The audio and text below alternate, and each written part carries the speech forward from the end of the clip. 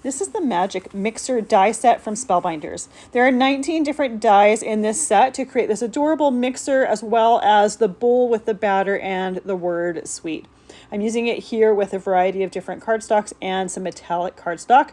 I love layering dies like this because you get a lot of detail with them. I do like to assemble them with some liquid glue so that I have a little bit of movement, a little bit of wiggle room when I'm assembling them. I also like to do a little bit of ink blending to add a little bit of visual dimension as well. Once I have my cards or creations finished, I always love to add a little bit of extra texture. So once this is glued down, I use some glossy accents on that batter to give some of it a little bit of shine and dimension, and it really just adds to the finished look. Without it, it looks a little bit matte and a little bit flat, but once you add that, it has something that shines and catches the light, and it adds a little bit of dimension to the card.